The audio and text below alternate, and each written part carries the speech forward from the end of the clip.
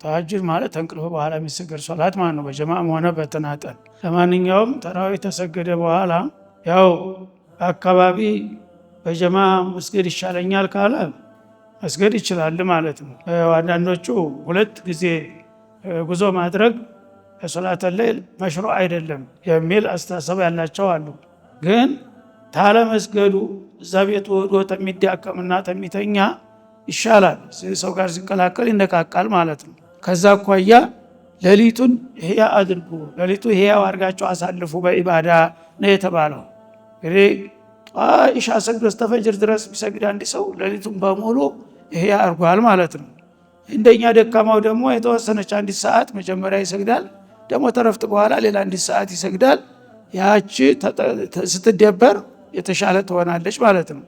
በመሰረቱ ብንችል ኑሮ ሙሉውን ነበር መስገድ። መንቃመ ረመዷን ነው የሚለው ሐዲሱ። ሙሉውን ቢሰግድ የበለጠ ያመርታል ማለት ነው። ግን የቻለውን ታደረገ ችግር የለውም። ምክንያቱም ግድ ሌሊቱን ሙሉ በሙሉ ቁም ተብሎ አልታዘዘምና ማለት ነው። የሚችል ያስፋ።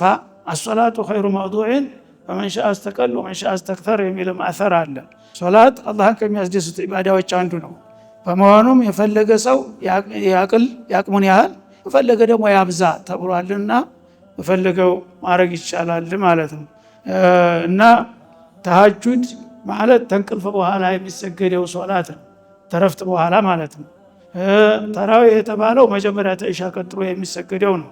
ሶላተል ለይል የሚለው ግን ሁሉንም ያካትታቸዋል። ሶላተል ለይል ሁለቱንም ያካትታቸዋል ማለት ነው።